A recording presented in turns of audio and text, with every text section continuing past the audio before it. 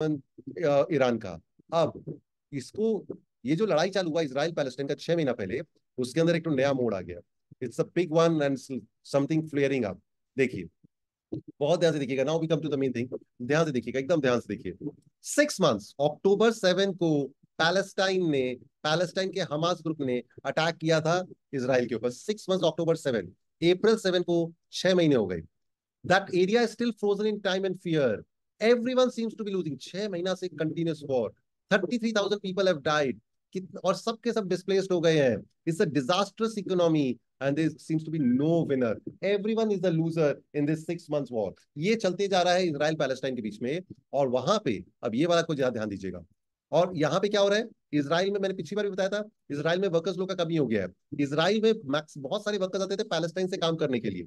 अब वो पैलेस्टाइन वाले वर्कर्स चले गए वापस, और इसराइल के पास वर्कर नहीं है, कंस्ट्रक्शन वर्कर्स, लेबर्स, ये सब रही नहीं है। Job crisis in India is driving workers to Israel. Israel में इंडिया से 95,000 मांगा है कि अपने वर्कर्स, लेबरर्स, कॉन्ट्रैक्टर्स लोग को दो।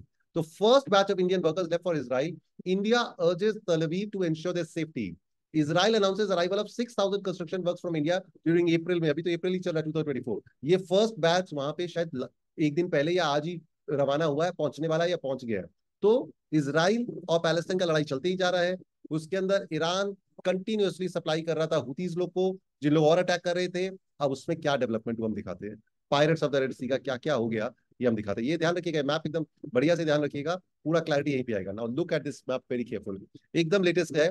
ये ईरान है, यहाँ पे छोटू सा इसराइल, देखिए दिखता भी नहीं है, इतना छोटा सा। मैंने जब इसराइल पैलेस्टाइन कराया तो मैंने कहा था it is surrounded from all sides by enemies. This is Iran, this is Hamas. यहाँ पे गाजा से अटैक हुआ था। सीरिया ऊपर में है, इराक ये रहा, और ये रहा हुतीज इन यमन।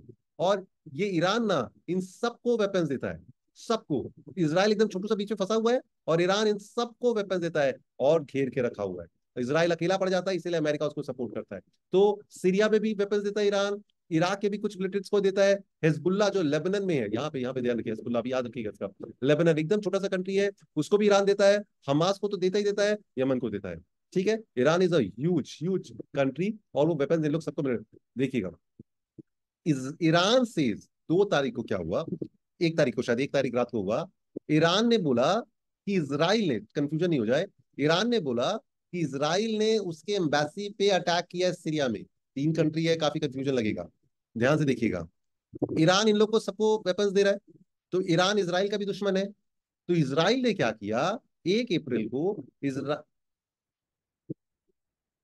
एक सेकेंड, इसराइल ने अटैक कर दिया किसके ऊपर, सीरिया में। इसराइल अभी तक हमास को मार रहा था इधर, लेकिन इसराइल ने सीरिया में जाके ईरान के एम्बेसी के ऊपर बॉम्ब मार दिया। इसराइल, एक सेकेंड, इसराइल ने, सॉरी कोई आ गया था इसलिए, इसराइल ने सीरिया के अंदर जाके ईरान के एम्बेसी के ऊपर बॉम्ब मार दिया।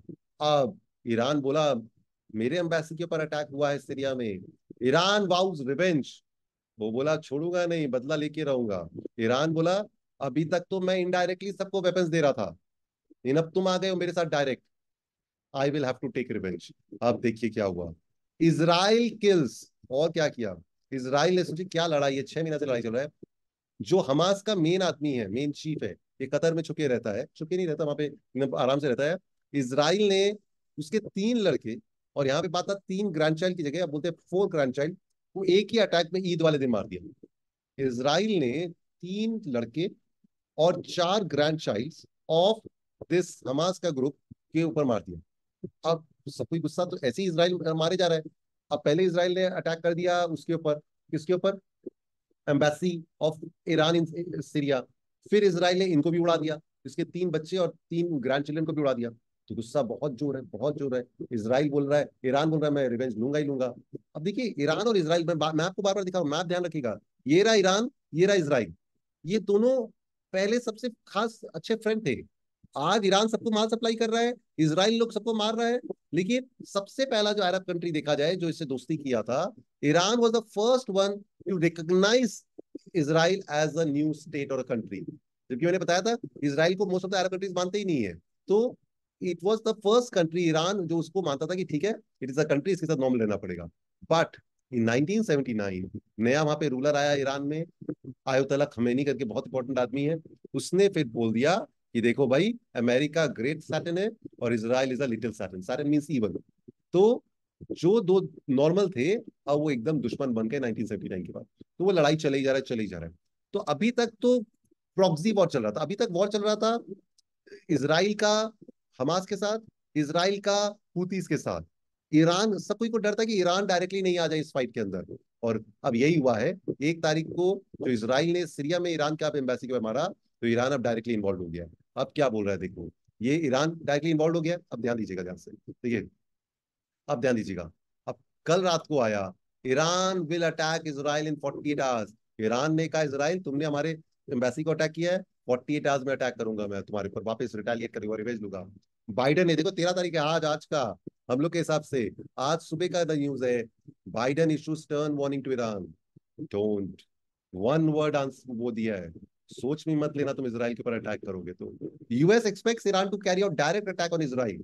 अभी तक इसराइल मार रहा था वो उसको, हमास को, लेकिन अब क्या हो गया है, अब ईरान जैसा कंट्री इन्वॉल्व हो गया है। ओहो, ध्यान देना ध्यान देना। US expects Iran to carry out direct attack on Israel, sources as Biden wants don't. तो ये लड़ाई बढ़ गया है रातों रात, बहुत ज्यादा बढ़ गया है। और ये देखो किससे क्या होने वाला है, स्टॉक मार्केट सा क्रैशिंग, एकदम क्रैश हो रहा है। कल रात को तो बहुत गिरा America, America is the pipe paper of the world, वो बहुत जोर गिरा। और इधर देखो क्या हो रहा है, सिल्वर गोल्ड, आप लोगों को पता हो घर में सबके चांदी हो रखा है, चांदी चांदी, सिल्वर और गोल्ड बढ़ते ही जा रहा है, बढ़ते ही जा रहा है, बढ़ते ही जा रहा है। लेकिन कल रात को 12 बजे उन लोग भी गिर गए, क्योंकि एवरीवन वांट्स देयर मनी। अगर वर्ल्ड में इतना बड़ा लड़ाई हो रहा है, वो रशिया यूक्रेन चले ही जा रहा है, इसराइल और पैलेस्टाइन चले ही जा रहा है, और अब ईरान भी एंट्री मार रहा है, तो इसके कारण एवरीवन वांट्स कि भाई हमको कुछ नहीं चाहिए, हमको तो पैसा चाहिए। तो पैसा सब बेच बाच के, चाहे शेयर्स हो, चाहे गोल्ड हो, चाहे सिल्वर, सब बेच के पैसा निकाल रहे हैं। अब देखिए आज सुबह एक एक करके लड़ाई चालू हो रही है। ईरान बैक्ड हिजबुल्लाह जो लेबनान में है, उन्होंने 40 मिसाइल फेंका ईरान इसराइल के ऊपर, वो भी ईरान बैक्ड है। तो अब ये अभी तक ईरान डायरेक्टली अभी भी नहीं आया, जब तक मैं अभी आप 12:30 1 बजे रिकॉर्ड कर रहा हूँ, अभी तक ईरान डायरेक्टली अटैक नहीं किया है।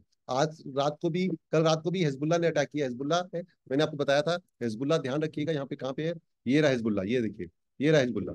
हिजबुल्लाह लेबनान में, ये छोटा सा कंट्री है हिजबुल्लाह, इसराइल के ठीक ऊपर, यहाँ से अटैक हुआ है। अभी तक ईरान डायरेक्टली इन्वॉल्व नहीं हुआ है, और बोलते हैं, लेकिन वो बोल रहा है कि किसी भी टाइम होगा ही होगा ये। अब सोचिए हम लोग ने अपने वर्कर भेजे हैं, अभी तो गए वर्कर, 2 4 दिन हुए नहीं अभी, या पहुंचे हो गए या पहुंच रहे होंगे, और आज ये स्यापा हो गया।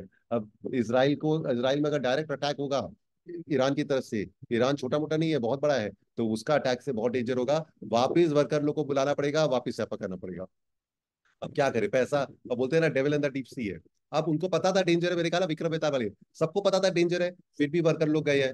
अब पैसा नहीं कमाए तो भी बेकार है, जाए तो भी बेकार, नहीं करे तो धर्म संकट है, क्या करना चाहिए। ये एक धर्म संकट है, आप लोग को बताते हैं, इंडिया से इतने सारे आदमी लोग जा रहे हैं। अब वापिस वही डाउट आ गया, जो पहुंच गए उनको वापिस बुलाएं, जो लोग जाने को रेडी बैठे, जिनका सब टिकट विकेट हो गया है, इंस्टॉलमेंट में करके जाने वाले हैं आज कल परसों, उनको रोके कि नहीं रोके। अब क्या, सब कुछ जा तो रहे पैसा के लिए, कौन जाएगा अपना जान का खतरा के लिए। बट अगेन यहाँ का जो वर्कर फेडरेशन, लेबर यूनियन है, उन लोग मना कर रहे हैं कि मत भेजिए मत भेजिए, it is just sending to the gallows. एक बॉम्ब आके गिरेगा तो क्या हो जाएगा, क्या हो सकता है, तो इसके लिए बहुत झमेला है। तो ये एक पार्ट हुआ आज का। अब मैं आपको दूसरा पार्ट सुना, ये एक